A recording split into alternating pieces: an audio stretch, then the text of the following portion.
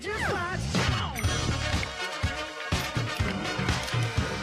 We are back on the Morning Brew with friends. We got Commander Gary in this morning with special guest Vanessa Roanhorse. And this is cool because you are the one in charge of helping all the small businesses who are going to be affected by the new ART program, which is the Albuquerque Rapid Transit. That's right. Which is great. So Gary, you hired Vanessa, you brought her back to New Mexico. She's a New Mexico native who's back after seeing Right. the world and seeing how they do things in other places, which is our Awesome. favorite. Right. See, and you moved to the great metropolis of Chicago. Right. And you said, I got to get back to New Mexico. You know, it's where my roots are, where my family is. We had a small child 2 years ago, and I couldn't imagine raising him not as a New Mexican. Right. So then you came back here just 8 months ago. That's right. And how did you guys meet? How did you end up working for the city doing this project? You know, Albuquerque and the city of New Mexico is really magical that way. I just happened to be at the right place at the right time and met a gentleman by the name of Brian Riley, who is doing a lot of work with the city right now. And one of the things that I like about being here is that you can easily find your way. If you're interested in doing something for the city, there's access. Right. Conversations, and got lucky enough to meet with Gary. Cool. And here I am. And I know Gary had been looking for somebody to head up a program to help a lot of the small businesses because Albuquerque Rapid Transit construction will start, I know it's like tomorrow, In right? In May. And that means that all these small businesses are going to be affected. Some of them are going to be losing temporary parking. Some of them just don't know how the system's going to work. That's right. So you need to bring in folks like Vanessa to explain to all of these businesses, no worries, it's going to be good. Maybe a little bit of a pain point for a moment, but it'll be good down the line, right? It'll absolutely be great for the city long term.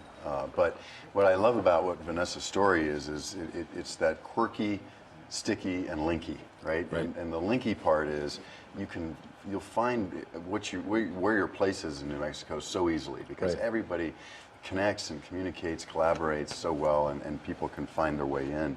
And that's just fantastic. But, you know, if I'm a small business owner along Central, I'm concerned. I'm a Right. business owner, as you know, Dan, and Right.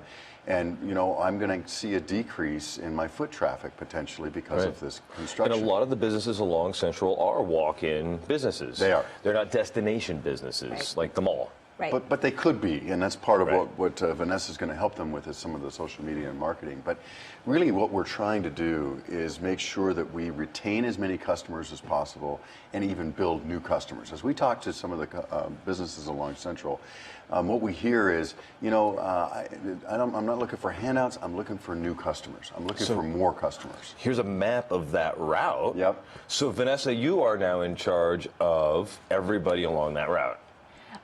Yes. More or less. More or less. It's huge. It's a big task for one person, but I've got a team. So the Small Business Resource Collaborative was formed over the holidays, really, and we formed partnering with non-for-profits. So non-for-profits who are in the city of Albuquerque, dedicated to small business resource. So we're talking about Acción, West, Small Business Development Center, New Mexico Community Capital, SCORE, and the Loan Fund. All the experts. Everybody. They were here before we got here, and they'll be here when the Small Business Resource Collaborative maybe outruns its need in the future. So how many businesses have you guys already worked with? We launched on the 15th of February. Okay, so 15 days. Well, no, this is March. What's the date today? 29th. Okay, February Leap year. 29th. It is leap Leap year. day. That's I'm right. already confused. So you got 15 days into this thing, and already how many? Well, so the first week was kind of rough. Second week, we really did so much better. We've seen over 25 businesses. This week, my team has scheduled over 40 businesses. Great. And it's just meeting with them and explaining things to them. And I think the most important thing, if I wanted to make sure people knew, is that we are coming to the businesses on Central Avenue.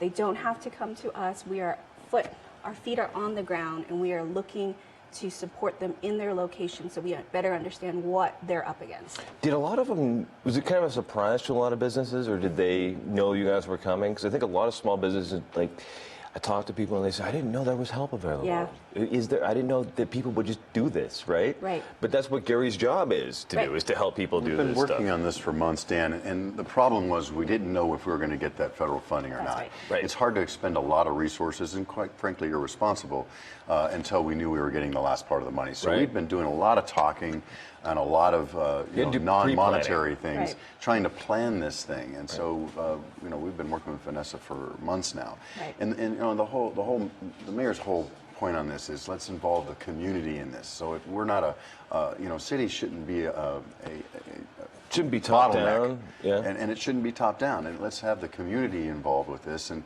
that's the key. We want this to be a community barn raising. We know that we're going to have a nice new shiny barn, which is really going to help with the economic viability of this city. It's absolutely necessary. There's a picture of some of the barns there, I think.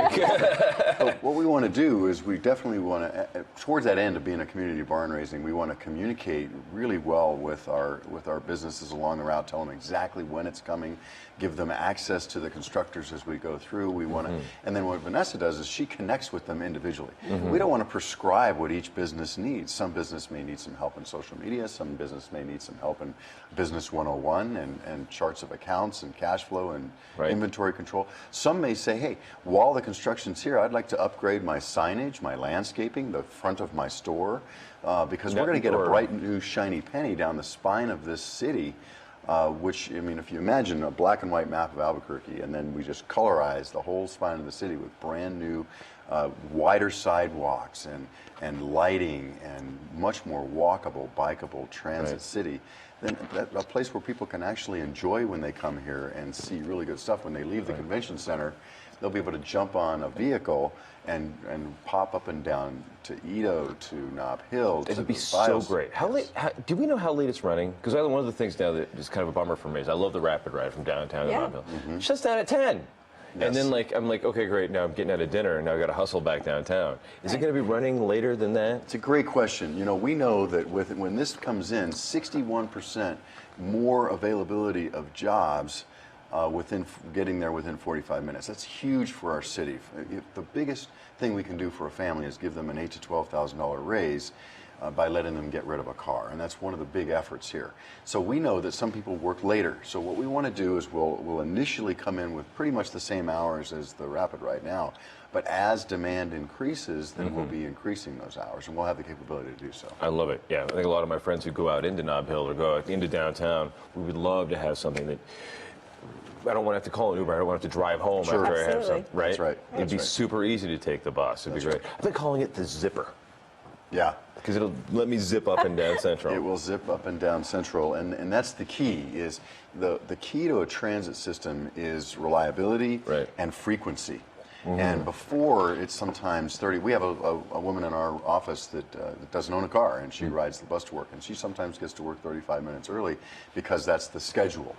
Now, with these vehicles running up and down Central every 7 minutes, makes it much easier to connect in from other places and to get to your destination. And if you live on the route, well, you can really plan your day as if it was your car. I love it. And then I know that one of the big things is connecting to the airport, and that it's going to be That's not in the first phase, but it's going to happen, right? The second phase, we go from the airport to the Health Sciences Center, then down into the Journal Center corridor, out Paseo, back around Coors.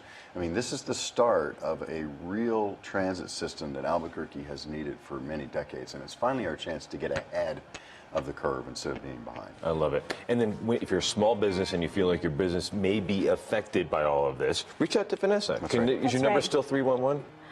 You can call 311 and get referred to us. You can also go to our website, sbrcabq.com. Contact us. We are now on the ground everywhere to help businesses figure out what they need to do. I love it. We're back in a couple of seconds on the Morning Brew, and I think Chris Duncan is in and tell us what's new with Comcast on the Morning Brew with Friends. Thank you.